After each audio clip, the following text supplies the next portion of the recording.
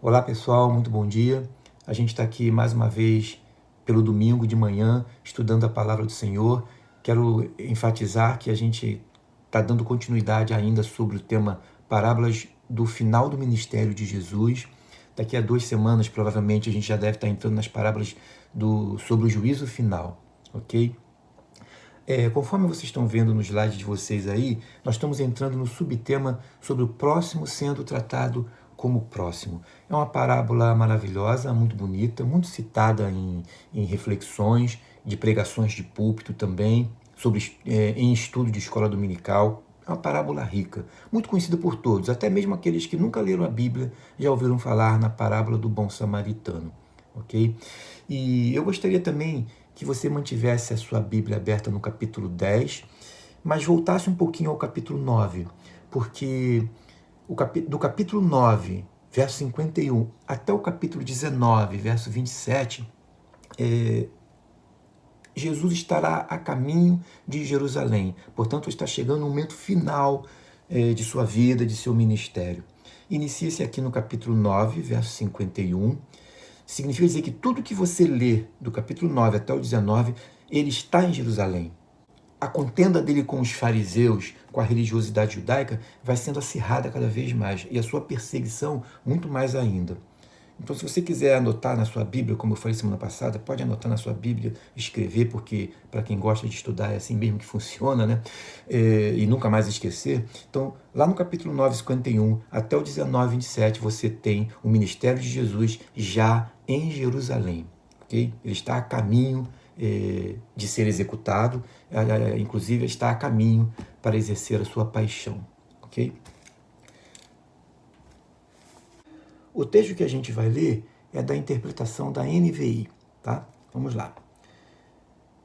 Certa ocasião, um perito na lei levantou-se para pôr Jesus à prova e lhe perguntou: Mestre, o que preciso fazer para herdar a vida eterna? O que está escrito na lei? Respondeu Jesus. Como você a lê? Ele respondeu: Ame o Senhor, o seu Deus, de todo o seu coração, de toda a sua alma, de todas as suas forças e de todo o seu entendimento. E ame o seu próximo como a si mesmo. Disse Jesus: Você respondeu corretamente. Faça isso e viverá. Mas ele, querendo justificar-se, perguntou a Jesus: E quem é o meu próximo? Em resposta, disse Jesus: Um homem descia de Jerusalém para Jericó quando caiu nas mãos de assaltantes. Estes lhe tiraram as roupas, espancaram-no e se foram, deixando-o quase morto. E aconteceu estar descendo pela mesma estrada um sacerdote. Quando viu o homem, passou pelo outro lado. E assim também o levita, quando chegou ao lugar e o viu, passou pelo outro lado. Mas um samaritano, estando de viagem, chegou onde se encontrava o homem e, quando o viu, teve piedade dele. Aproximou-se, enfaixou-lhe as feridas, derramando nelas vinho e óleo. Depois colocou-o sobre o seu próprio animal, levou-o para uma hospedaria e cuidou dele. No dia seguinte, deu 2 denários ao hospedeiro e disse-lhe: Cuida dele. Quando voltar, lhe pagarei todas as despesas que você tiver. Qual destes 3 você acha que foi o próximo do homem que caiu nas mãos dos assaltantes? Aquele que teve misericórdia dele, respondeu o perito na lei. Jesus então disse: Vá e faça o mesmo. Antes da gente entrar propriamente para falar sobre a parábola, eu queria que a gente já desse uma analisada no contexto que está acima da parábola. Vamos lá para o capítulo 9, verso 51. Porque acontecem coisas muito legais para a gente poder entender um pouquinho sobre essa parábola. Primeiro, Jesus está indo para Jerusalém. Olha o que diz o verso 51 do capítulo 9. E aconteceu que, ao se completarem os dias em que devia ele de ser assunto ao céu, João vai dizer lá que, antes disso aqui acontecer, João usava uma frase: porque ainda não tinha chegado a sua hora. Tem um momento que João vai dizer: depois de chegada a sua hora, o que é a diferença entre não foi chegada a sua hora e a chegada a sua hora? O ministério de Jesus é dividido entre essas 2 frases por João. Este momento em que ele vai para Jerusalém pela última vez, Jesus fez algumas viagens para Jerusalém. Os livros de Mateus, Marcos e Lucas não fazem essa narrativa, faz a narrativa dele indo para Jerusalém numa única vez. Mas João, que trata de maneira bem diferente, o João não divide o seu livro por cronologias de fatos, mas ele monta uma cronologia de tema. Os temas é que vão ser o modelo central para que João possa ir encaixando os discursos de Jesus, os poucos milagres que ele narrou lá no seu livro. O livro de João é completamente diferente porque dos 4 evangelhos é o único evangelho teológico. Portanto, João escreveu um livro teológico. Esses aqui não. Eles fazem uma narrativa do ministério de Jesus. Se preocupam com o Jesus histórico. João não se preocupa com o Jesus histórico. Portanto, ele divide o ministério de Jesus dessas duas formas. Antes não era chegada a sua hora, depois passa a ser chegada, de maneira que ele faz a narrativa de tudo que está após a chegada da hora. As guerras, as contendas com os judeus ficam mais acirradas. Assim também vai ser aqui. Observem o que ele começa dizendo, o verso 51 do capítulo 9. E aconteceu que, ao se completarem os dias em que ele devia de ser assunto ao céu, ou seja, segundo João, é chegada a sua hora, manifestou no semblante a intrépida resolução de ir para Jerusalém. Ou seja, estava com total convicção de que precisava ir para Jerusalém, porque era lá que ele seria executado. Então ele envia mensageiros, e é necessário passar por Samaria. Só que os samaritanos aqui não recebem Jesus. Antes de entrar, como eu falei, sobre a parábola, eu quero que vocês observem, muito embora Jesus vai colocar um personagem bom, usando de misericórdia para com um judeu, sendo ele samaritano, mas olha aqui que dias antes, um tempo atrás antes, ele fora rejeitado pelos samaritanos. Ok? E é neste episódio que Tiago e João vão até falar para ele: quer que a gente rogue ao Pai e o Pai envie fogo do céu para consumir esses samaritanos? Então Jesus repele a intenção deles, essa palavra, né? E chega até a dizer que vocês não sabem de que espírito vocês sois.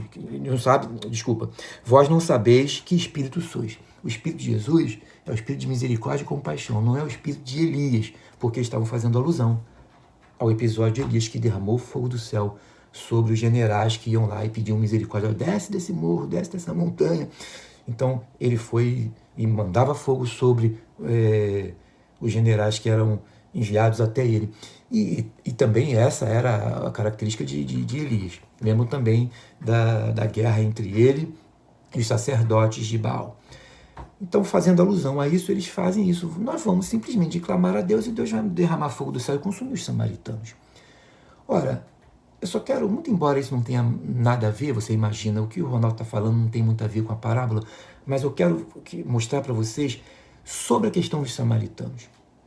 Okay? Porque Jesus vai enfatizar que existe um personagem bom, mas ninguém é salvo pela sua bondade, porque essa vai ser a pergunta do cidadão lá, do intérprete da lei: o que farei para herdar a vida eterna? Portanto, não é nenhum ato de bondade que te conduz para a vida eterna. Semana passada nós chegamos a citar isso também.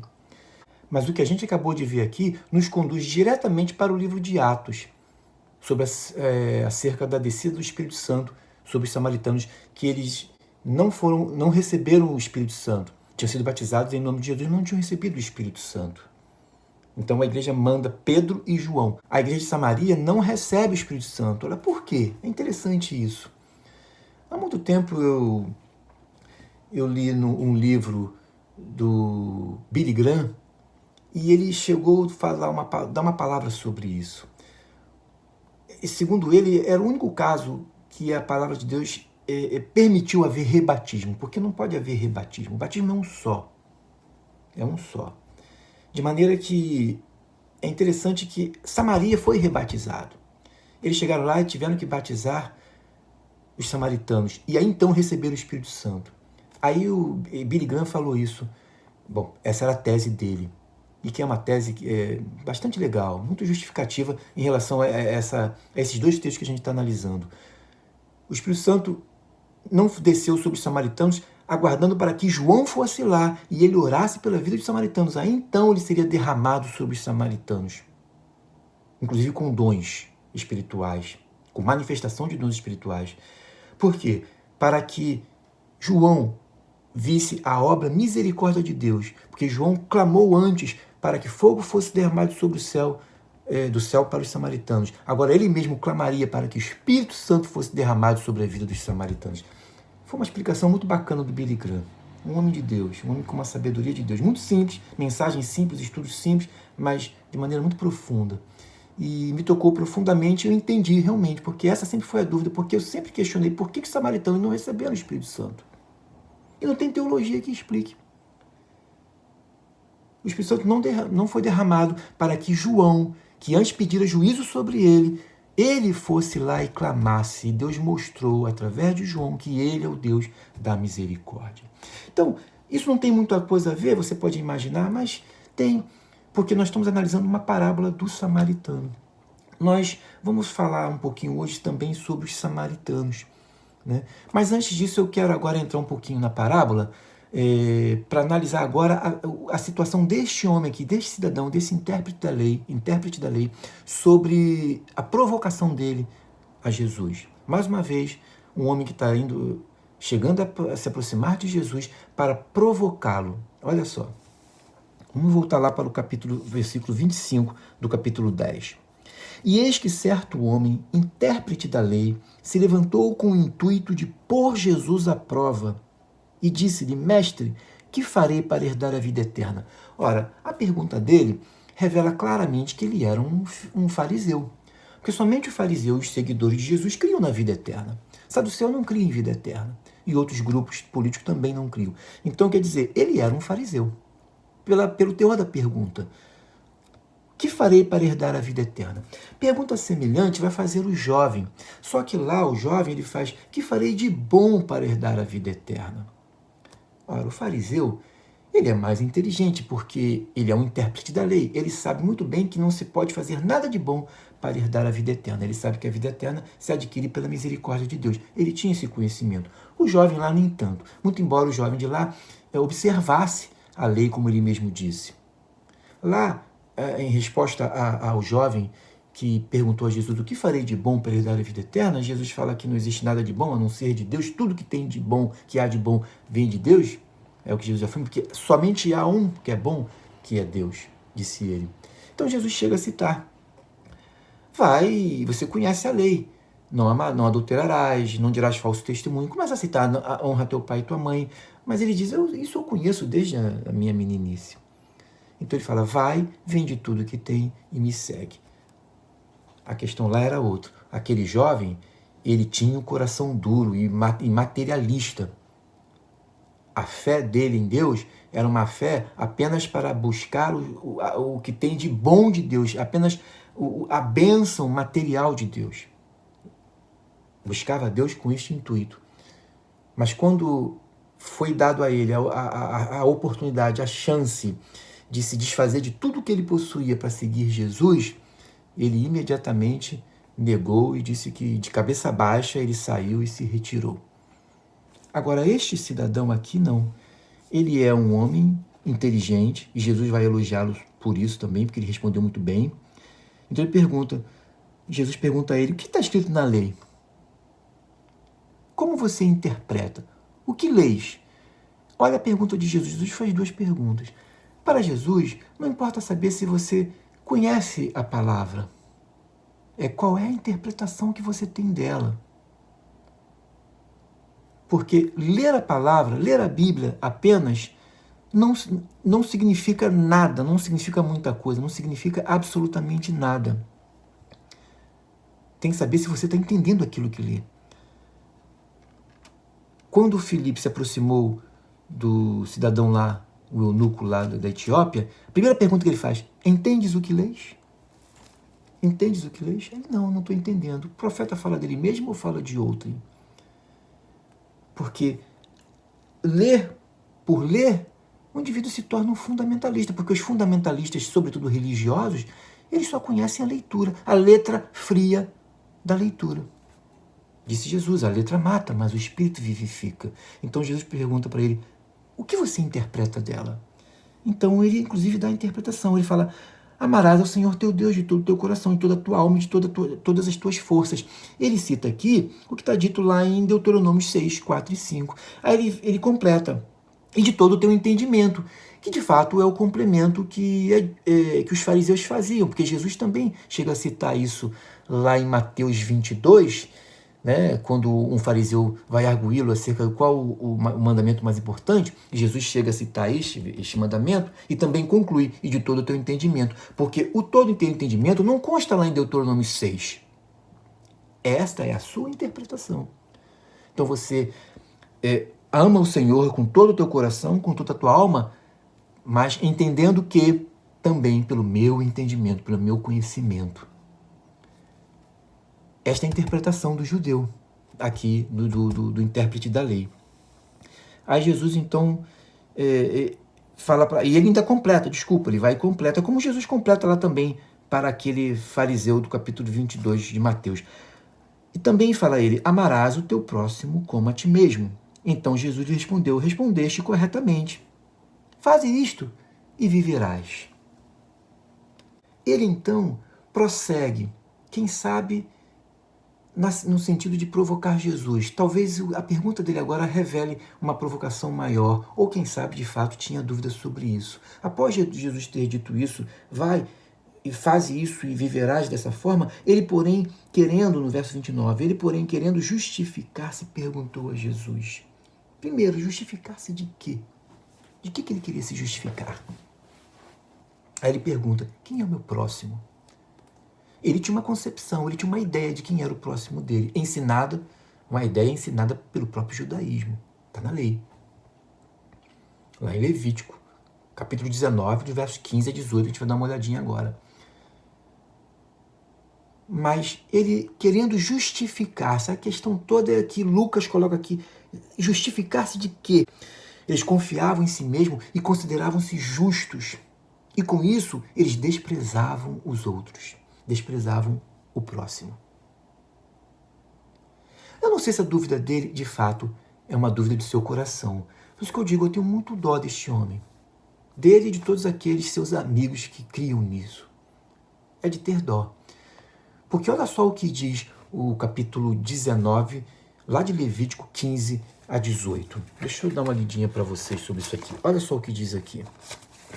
Verso 15. Não farás injustiça no juízo, nem favorecendo o pobre, nem comprazendo ao grande. Com justiça julgarás o teu próximo.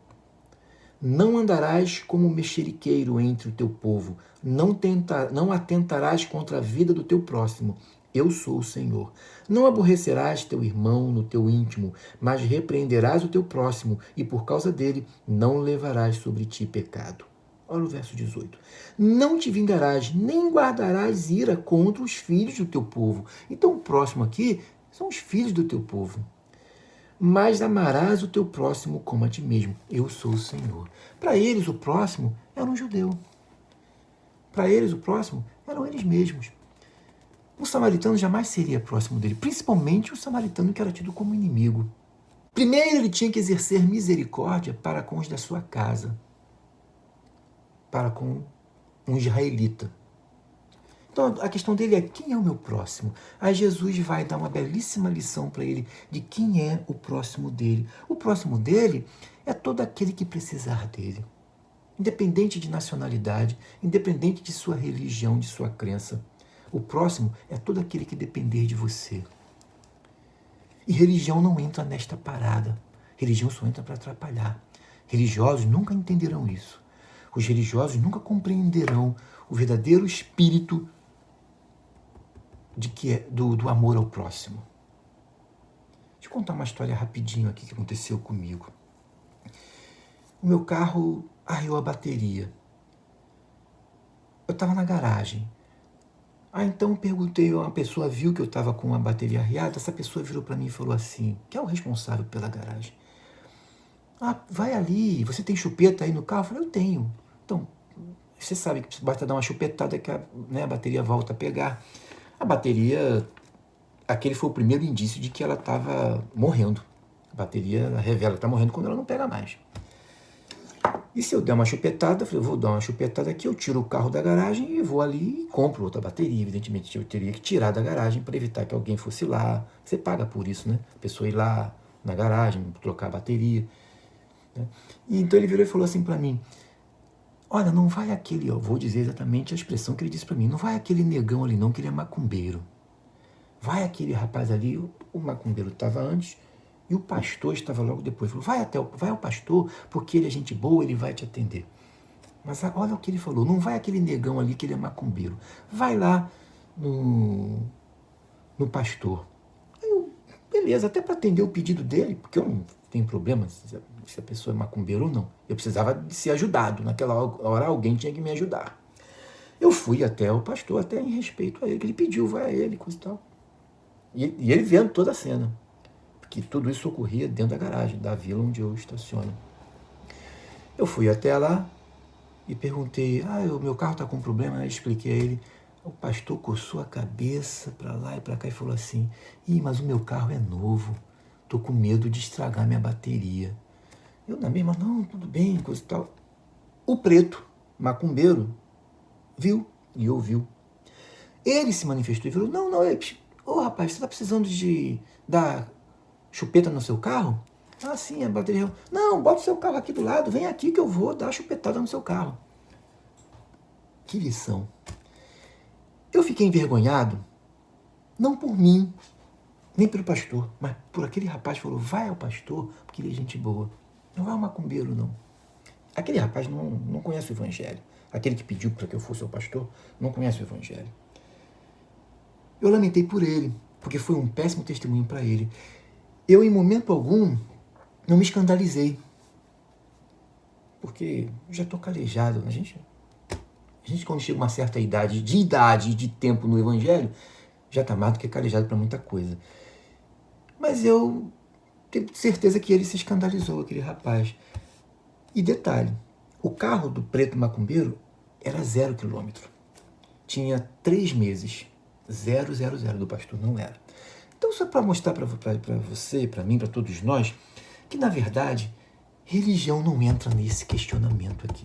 Nesta parada não entra religião. Quando se tem que ajudar alguém, não importa a fé, não importa a cor, não importa a nacionalidade. É o que Jesus vai dizer aqui agora. Porque o modelo que Jesus vai pegar para nos revelar como um cidadão de bem, que ajuda alguém, que faz uma boa ação a alguém, é exatamente um cidadão que o judeu desprezava, que o judeu odiava. Então, Jesus, como é provocador, ele vai lá e pega um samaritano, que são odiados por judeus, e eles não se dão mesmo, porque mais tarde, no ano 70, quando Roma vai destruir Jerusalém, vai destruir Jerusalém, a Judéia, os samaritanos vão se colocar ao lado dos romanos e vão ajudar a destruir Jerusalém, porque eles eram inimigos, eles eram desprezados, então eles vão se juntar aos romanos.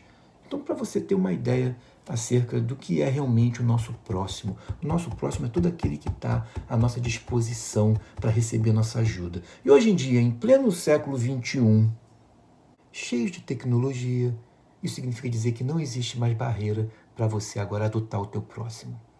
O teu próximo não é aquele que geograficamente está colado com você. Agora, pode ser alguém lá da Europa, lá dos Estados Unidos, lá da África, todos agora são teu próximo. O mundo está aproximado. Através da tecnologia e o crescente poder da comunicação, o mundo se aproximou. O mundo, na verdade, se tornou uma província. Todos podem ajudar a todos. Todos ajudam e todos recebem ajuda. Deixa agora eu entrar um pouquinho sobre a história do povo samaritano, ok? Talvez você saiba, mas muitos sempre perguntam, quem são os samaritanos? Eles são oriundos de quê? E de onde eles são? Ora, quando Israel era unificado, não havia samaritano, evidentemente. Após a morte de Salomão, que se dá mais ou menos lá para o ano de 930 a.C., o reino vai ser dividido entre o reino do norte e o reino do sul. Mais tarde, essa situação vai mudar de figura e piorar bastante, porque no ano 722 a Síria vai invadir o Reino do Norte e vai levar cativo todo o Reino do Norte, ou seja, as 10 tribos, porque ficam 10 tribos no norte e 2 tribos no sul, pertencentes a Judá. As 10 tribos tornam-se tribos perdidas, entram para a história como esse título, as 10 tribos perdidas. Nunca mais eles voltam para o norte, né, como nação de Israel. É evidente que eles ficam por ali, mas não se constituem de novo como uma nação mais, ok? Mais tarde, a própria Síria ela vai pegar alguns cidadãos do norte, israelitas, e vai colocar em Samaria e vai misturar. Então, houve a dispersão dos israelitas do lado do norte, alguns poucos voltaram, sendo que também parece que ficaram 3 tribos ali. O texto, quer ver? O texto lá de 2 Crônicas 34:9 vai mais ou menos falar isso, afirmar que ficaram ali pelo menos a tribo de Manassés, Efraim e Levi. Então, os judeus sabem que ficaram 3 tribos ali, porque em 2 Crônicas registra isso, e esse registro está ocorrendo muito depois da destruição, lá do ano 722. Portanto, parece que 3 tribos ficaram ali. Eles não têm mais o sangue puro, como o judeu permaneceu com a sua linhagem pura. Então, os judeus, eles rejeitam os samaritanos por causa disso. E, ao mesmo tempo, os samaritanos, eles acabaram recebendo muita cultura, sobretudo pagã, para a sua religião. Então, o judeu tem por hábito não aceitar. Então, e no tempo de Jesus, essa disputa, essa guerra, ela é extremamente acirrada, sendo que o número maior na região da Judéia é judeus, como eu falei agora há pouco. Havia apenas 1 milhão de pessoas. Apenas não, que 1 milhão de pessoas naquela época era muita coisa. 1 milhão de samaritanos naquela época. Ok? Então, só para você ter uma noção, quem são os samaritanos? São resultados de tribos do norte de Israel, só que miscigenado com vários povos ali do Oriente Médio. Ok? Eles lutaram e lutam por manter a cultura de Israel. Eles ainda têm a Torá como sendo o principal livro de conduta deles, tanto da fé como também da sua lei cívica, vamos dizer assim. Residem, em sua maioria, no Monte Gerizim, que segundo eles, inclusive a própria Bíblia, você vai ter lá, em Deuteronômio 11, verso 29, vai dizer que em Gerizim é que se estabelece a bênção. Mais tarde, eles vão fazer um templo samaritano. Então, bem no alto do Monte Gerizim, existe um templo samaritano, que vai ser destruído, evidentemente. Mais tarde, esse templo vai ser destruído lá, mais ou menos, por volta do ano 400 e pouco, portanto, 5º século antes de Cristo, ok? Já no período persa, eles vão invadir e vão destruir também o templo dos samaritanos.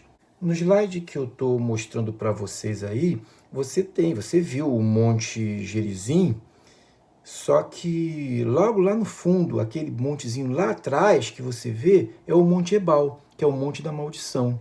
Que logo assim que Israel, quando entra na Terra Prometida, Josué, como eu falei para vocês, está lá dito em Deuteronômio 11, 29, Josué faz declaração disso, de que no Monte Gerizim se estabeleceria como o Monte da Bênção, e o Monte Ebal, que está bem lá na frente, mostrando ao fundo do slide, mostrando o Monte Ebal, que é um monte menor. Você tem também aí no slide, mostrando, abaixo, você tem a cidade de Siquém. E tem um outro slide aí que mostra para você como se fosse uma rocha. É muito interessante isso aí, porque para os samaritanos é o principal lugar do mundo, segundo eles. Eles chamam de colina eterna, que para o samaritano é o local mais sagrado do mundo. É o lugar, para eles é o centro espiritual do mundo. Sabe por quê? Porque para eles foi aí que Abraão levou Isaac para ser sacrificado, e que na hora o anjo segurou a mão de Abraão, impedindo. Então, para o samaritano, este é o local que Isaac iria ser sacrificado, né? Mas para o judeu também a gente sabe que não é o Monte Moriá. Então há essa guerra. O judeu acha que o pai Abraão ia sacrificar seu filho no Monte Moriá, mas os samaritanos não. Então isso aí é extremamente sagrado para eles. Eles têm uma sinagoga, tudo isso está lá em cima, no Monte Gerizim. E eles também têm a Torá, que é idêntica à de Israel. Tem aí, mostrando nesse slide aí, a Torá que é na linguagem deles, eles falam o hebraico, falam o samaritano também, e a Torá é a mesma, de Gênesis, Êxodo, Levítico, Número, Deuteronômio, é a mesma. Em seguida você vai ver alguns slides aí sobre a Páscoa deles. Tem a imagem aí de um idoso pegando lenha, porque eles têm uns buracos que fazem no chão, onde vão sacrificar os animais. A diferença dele para o judeu é que eles podem fazer o sacrifício. Eles comem a Páscoa à moda antiga, com tudo que o judeu come, com erva amarga e tudo mais. Só que eles comem o cordeiro. O Israel não come o cordeiro. Come, mas não dessa forma, sacrificando como eles sacrificam, porque o judeu não pode fazer sacrifício. O sacrifício é feito no templo, e eles não têm mais templo. O judeu não pode nem ter templo por causa da mesquita que está construída no Monte Moriá. A gente sabe disso. De maneira que eles não, eles fazem o sacrifício. Esses animais aí serão sacrificados, tá? Vão ser todos sacrificados. Depois você tem uma imagem vista do alto. Olha que lá embaixo tem vários fornos, são cavados ali. Então são vários. Do lado, aquelas pintinhas brancas são as pessoas, que eles todos se vestem de branco, né? Eles também têm seus sacerdotes. E você também tem um slide aí, no alto, você consegue visualizar melhor, tem uns prédios ali. Aqueles prédios são residenciais. Eles têm hoje uma comunidade de 850 pessoas. Note bem, eles quase foram dizimados. De 1 milhão no tempo de Jesus, mais tarde, no ano 500 e pouco, no sexto século, toda aquela região vai ser invadida por Maomé, e quando se estabelece ali o islamismo, eles vão sendo dizimados. Até que depois do Império Turco-Otomano, a situação piora. A gente sabe muito bem que o Império Turco-Otomano ele foi até 1923, por aí assim. Mas até 1917, eles foram dizimando os samaritanos. Portanto, foi até... Ele só se encerra após o Império, de 1917, e que mais tarde Israel vai se estabelecer lá, no ano de 1948, é que vai haver um respiro para a comunidade samaritana. Olha que coisa interessante. Antes, os judeus odiavam os samaritanos e eles não se davam.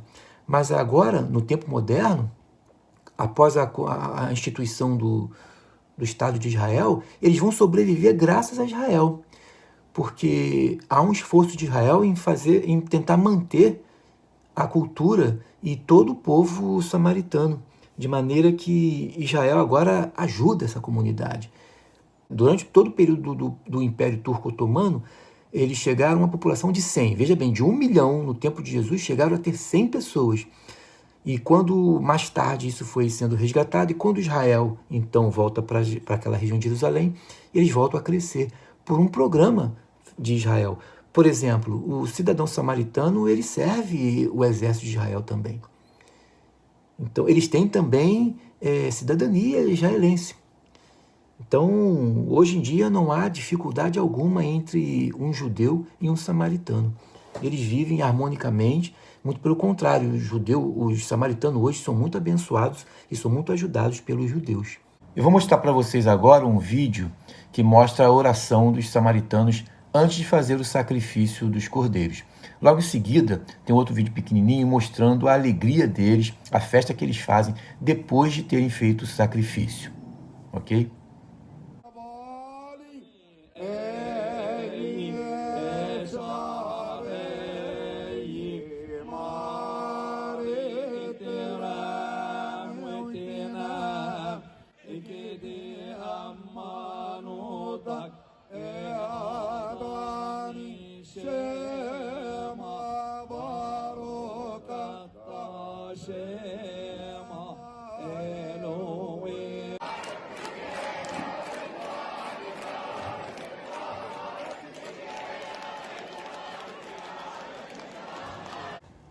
Você pode estar se perguntando por que o samaritano faz sacrifício e o judeu não.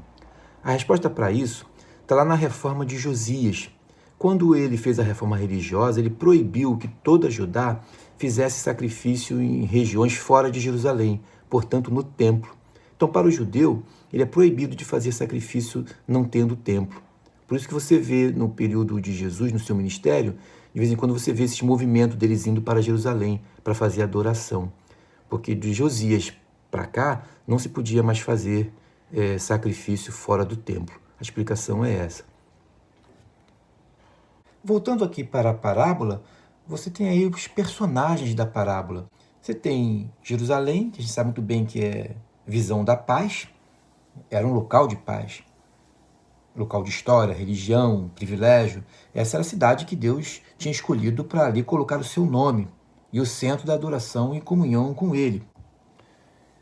Você tem também aí a cidade de Jericó, que foi amaldiçoada lá em Josué capítulo 6, verso 26. Isso sempre vem à nossa mente quando você cita, né, o nome da cidade de Jericó.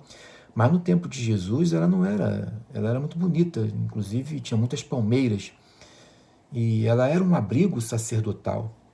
Na verdade, vivia ali sacerdotes que não podiam, quando não podiam estudar em Jerusalém, eles iam para Jericó. E essa cidade de Jericó de Jerusalém ficava distante mais ou menos 24 quilômetros. E os sacerdotes e os levitas, eles não eram atacados, provavelmente por causa de sua vocação religiosa. Eles eram respeitados pelos ladrões e pelos salteadores.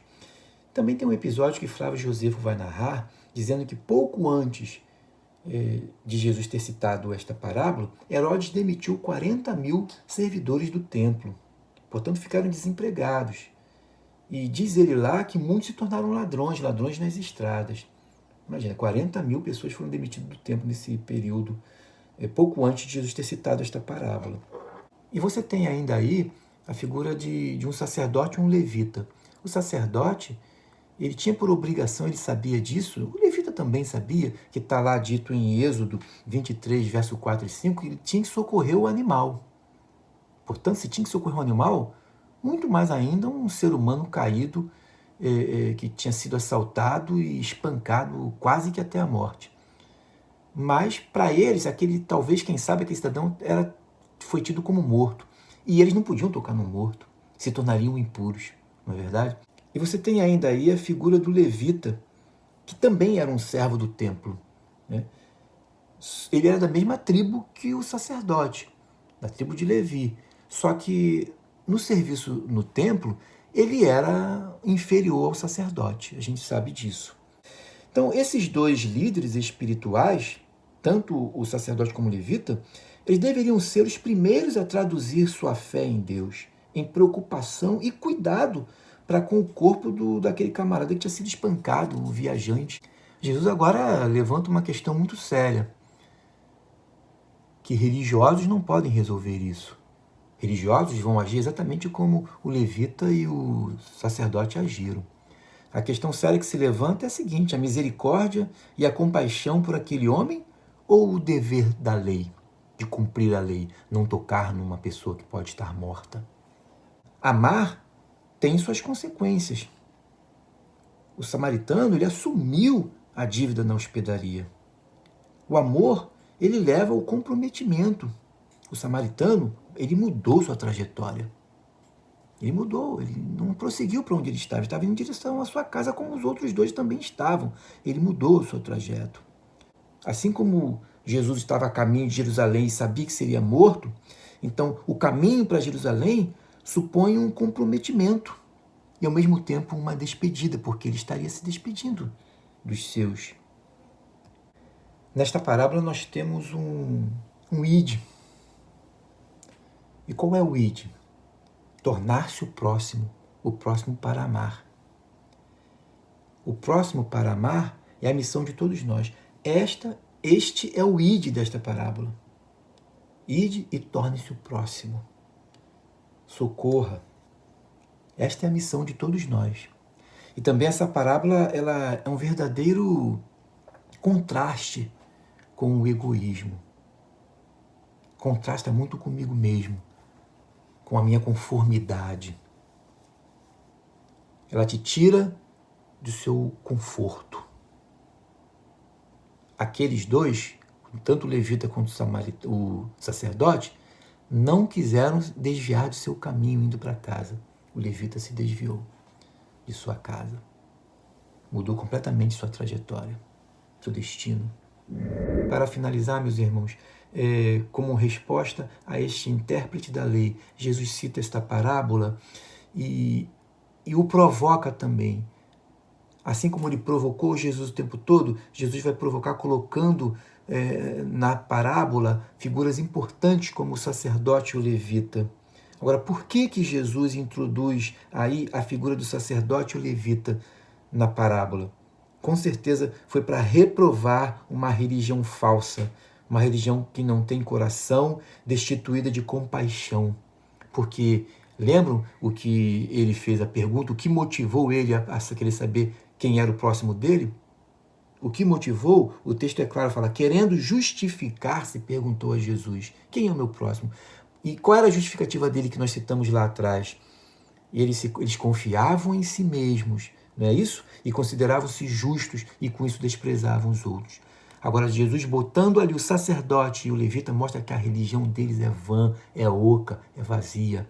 A fé deles atendia a eles mesmos. Não era suficiente atender um cidadão. E olha que aquele cidadão que está caído ali é um cidadão judeu, porque do contrário, Jesus teria citado a sua nacionalidade. Portanto, foram incapazes de atender o próprio irmão. Com isso, Jesus revela o falecimento de todo o sistema religioso de Israel. Está provando aí, através dessa parábola também, ele prova aquilo que ele fez lá com a figueira. Lembra que ele secou a figueira? Aquela figueira também simbolizava Israel, simbolizava uma fé oca, vazia, uma religião toda estruturada, com todo o seu organograma e com todos os seus dogmas, porém oca por dentro e vazia, como já disseram anteriormente, sepulcro caiado.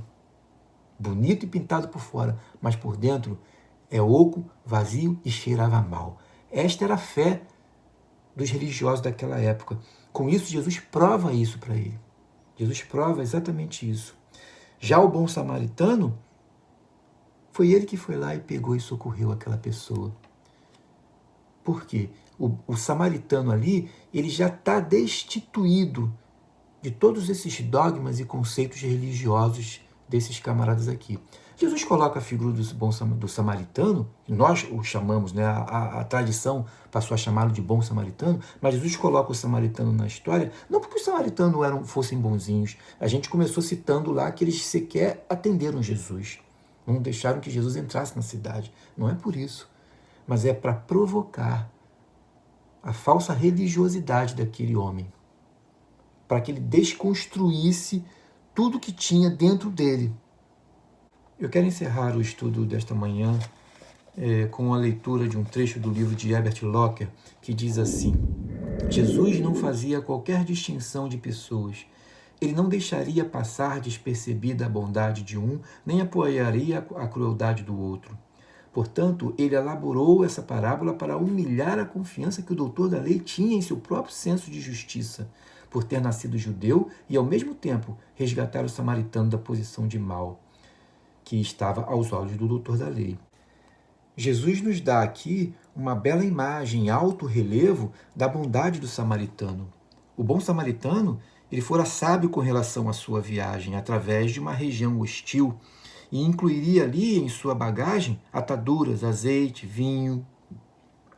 Após limpar os cortes e estancar o sangue, o alívio que o homem realmente precisava, o bom samaritano continuou incansavelmente a prestar-lhe ajuda. Ele o levantou semi-morto e colocou-o sobre o seu próprio animal. O bom samaritano renunciou ao seu próprio animal e foi a pé, a fim de conduzir o ferido até uma hospedaria na estrada. Passou a noite ali com o viajante que resgatara, pagou para que fosse cuidado e prometeu voltar e reembolsar ao hospedeiro as demais despesas de comida e abrigo para o homem debilitado. O princípio fundamental de conduta humana, de filosofia de vida que essa parábola contém para nós, é a mesma pergunta que o doutor da lei fez. E quem é o meu próximo? Como podemos distinguir quem é o nosso próximo? Tenha um espírito que vise sempre o interesse do próximo, e então cada pessoa será o seu próximo. Esta é a resposta. Alguém que precise de nós é o nosso próximo. Não importa o seu grupo étnico ou religioso. O verdadeiro sentimento de ser o próximo não é uma questão de proximidade física, de local, mas de amor. A verdadeira pergunta não é tanto quem é o meu próximo, mas sim, eu sou um próximo verdadeiramente para alguém?